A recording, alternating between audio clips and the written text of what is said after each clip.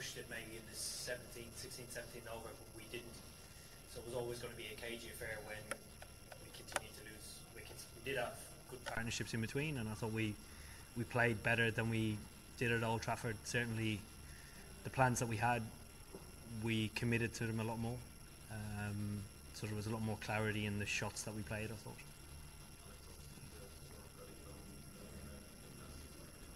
Yeah, he really did play brilliantly.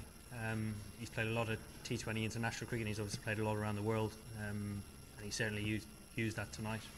Having the composure to play quite a mature innings as he did, getting a partnership, I suppose,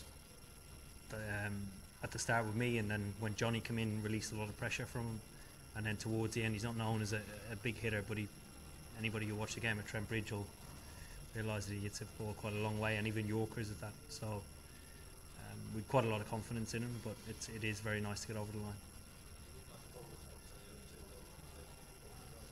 I thought they bowled brilliantly. Certainly conditions out there surprised me quite a bit. The bounce was a lot more than we thought it was going to be. I thought Dave Willey was, well, everybody, Dave set the tone. Jake on his debut bowled 3 really good overs, and on your debut coming up against MS Dhoni in your last over, that can happen. But the rest of the guys hit a length hard, used the bounce, and when there's bounce like that, it always presents opportunities to take wickets or at least have chances.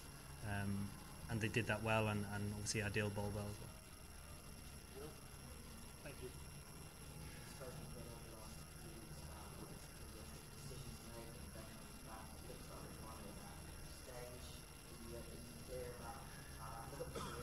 No, that's a simple answer. Ben comes into the squad for the next game. He's obviously a fantastic player, and there will be a difficult decision to make.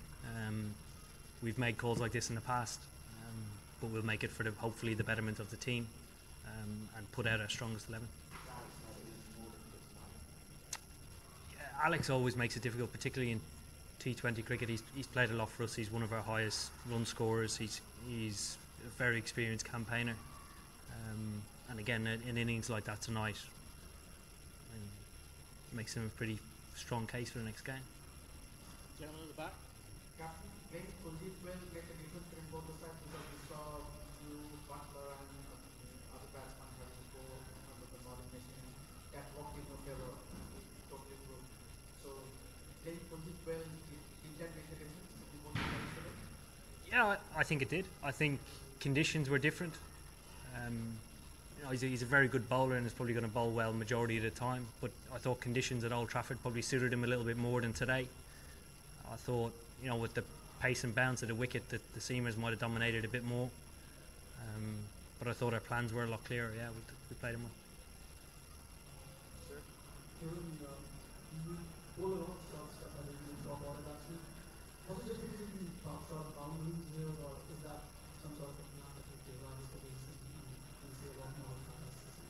No, to be honest, when Dave Willey had bowled about 3 balls and the 3 of them flew through, I was quite surprised that the ball carried through so much.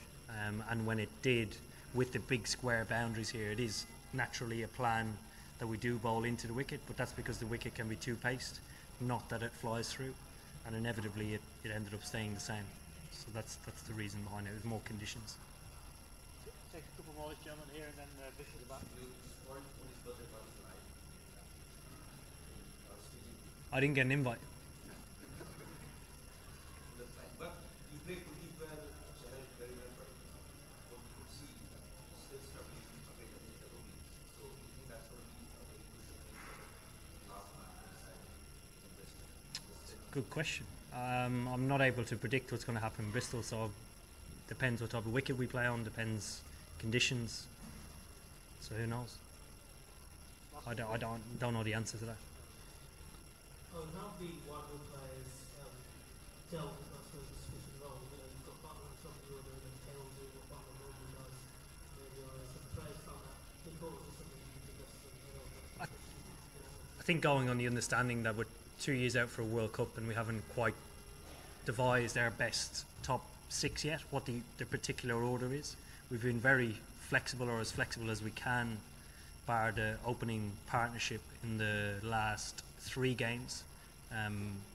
Like I've mentioned before, majority of our top 6 want to open the batting, but it's finding the best combination for the team in order to win the World Cup in 2020 or come close to compete. So we're still evolving that. Just has obviously played well with Jason in the last 2 games.